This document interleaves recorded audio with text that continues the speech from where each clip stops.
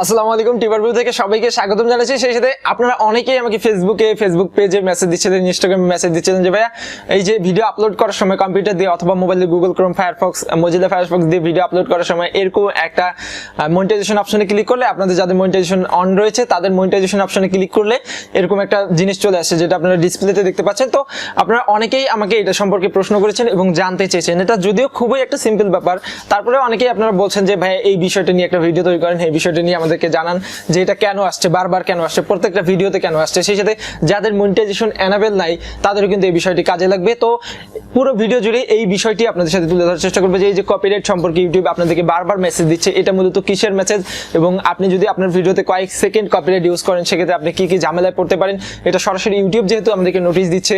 So এই বিষয়টি আপনাদের মাথায় রাখা প্রয়োজন এবং সকলেরই আমাদের জানা প্রয়োজন এই বিষয়টি সম্পর্কে। পুরো ভিডিও জুড়ে থাকবেন বিপ্লব হোসেন ফ্রম টিভারভিউ। চলুন শুরু করা যাক।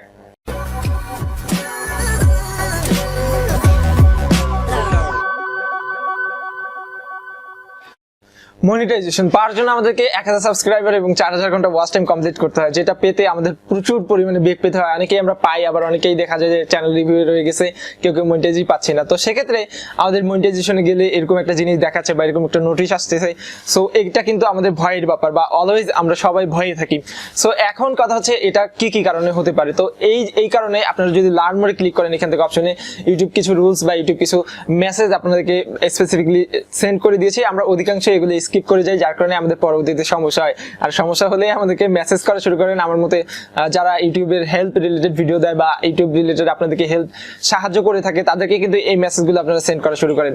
তো সেক্ষেত্রে আমি বলবো প্রাথমিকলি আমাদেরকে মেসেজ দিতে হবে না। আপনি যদি জিনিসটা ভালোভাবে পড়েন, আমাদের কাছে জানার চেয়ে বেটার হবে আপনি যদি ইউটিউবের কাছে জিনিসটা জানেন। সো ওই জিনিসটা যদি আপনারা পড়েন, তাহলে যদি আপনি ভালো ইংলিশে দক্ষ হন বা ইংলিশ বুঝেন বা ইংলিশের মিনিং বুঝেন, তাহলে কিন্তু আপনারা ওই জিনিসটা খুব ইজিলি জানতে পারবেন। এবং এই ভিডিওতে আমি টোটালি 3টা বিষয় ওই স্ক্রিনশটের মধ্যে বা এই যে আপনার ডেস্কটপে যে জিনিসটা দেখতে পাচ্ছেন এটার মধ্যে টোটাল 3টা জিনিস ইউটিউব জানিয়ে দিয়েছে। সেটার মধ্যে ফার্স্ট অফ অল হচ্ছে কপিরাইট কত সেকেন্ড ইউজ করা যাবে বা আপনার ভিডিওতে কোনো কপিরাইট কন্টেন্ট থাকলে কি সমস্যা হবে। পরবর্তীতে 2 নম্বর হচ্ছে যার ভিডিওটা আপনি নিচ্ছেন সে যদি ক্লাইম করে সেক্ষেত্রে আপনার কি হবে। 3য় নাম্বার হচ্ছে আপনার কেউ যদি আপনার ক্লাইম করে রেভিনিউ শেয়ার চায় তাহলে ওই ভিডিওর মধ্যে যদি 1 মিলিয়ন ভিউ হয় তাহলে ওই পুরো 1 মিলিয়নের ইনকামটা কিন্তু তার সাথে শেয়ার করতে হবে আপনার। ফার্স্ট অফ অল আপনাকে বলছিলাম যে কয়েক সেকেন্ডের ভিডিও যদি আপনি ইউজ করেন, এখন ইউটিউব জানিয়েছে বা ওই যে যেই ড্যাশবোর্ডে যে নোটিশটা আসছে বা মনিটাইজেশন অপশনে যে নোটিশটা আসছে ওই নোটিশের মধ্যে এমনটা বলা আছে যে যদি আপনি 5 সেকেন্ডও কারো ভিডিও কপি করেন,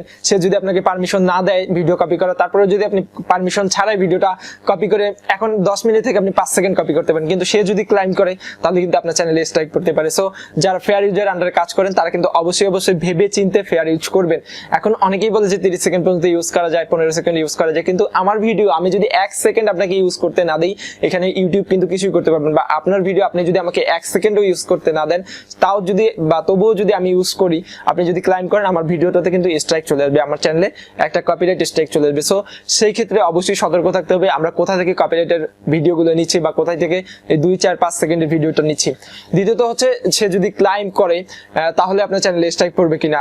বলছিলাম যে আপনার চ্যানেলে কিন্তু স্ট্রাইক পড়ে যাবে। সো এক্ষেত্রে অবশ্যই বাছ বিচার করে আমাদেরকে কপিরাইটের ভিডিওগুলো কালেক্ট করতে হবে। 3 নাম্বার হচ্ছে রেভিনিউ শেয়ারিং।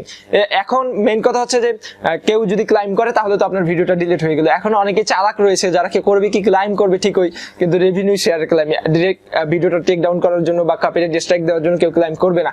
যখন দেখবে আপনার ভিডিওটা ভাইরাল হয়ে গেছে, অনেক ডলার ইনকাম হয়ে গেছে ওই ভিডিওটা থেকে, তখন তারা কি করবে যে আমার ভিডিও থেকে ইনকাম করেছে আমি তাহলে কি করব এই রেভিনিউ শেয়ারের ক্লাইম করি। তাহলে আপনার অ্যাডসেন্স যে এই পর্যন্ত যেগুলো ডলার ওই ভিডিও থেকে জমা হয়েছে তার থেকে একটা পার্সেন্টেজ কিন্তু যার ভিডিও সে কিন্তু কেটে নিতে পারবে। এখন হতে পারে আপনার 10 মিনিটের ভিডিওতে তার 5 সেকেন্ড নিয়েছেন, এখন 5 সেকেন্ডের জন্যই আপনার একটা পার্সেন্টেজ কিন্তু তাকে দিতে হচ্ছে। সো সে যদি ক্লাইম করে পার্সেন্টেজের জন্য বা রেভিনিউ শেয়ারের জন্য সেক্ষেত্রে আপনাকে অবশ্যই রেভিনিউ শেয়ার করতে হবে, না হলে ভিডিওটা ডিলিট করে দিতে হবে। আর ভিডিও ডিলিট করে দিলে লাস্ট 28 দিনে ওই ভিডিও থেকে আপনি যতটা ইনকাম করেছেন বা যত টাকা ইনকাম করেছেন সবটাই আপনার মেইন ব্যালেন্সে কিন্তু অ্যাড হবে না।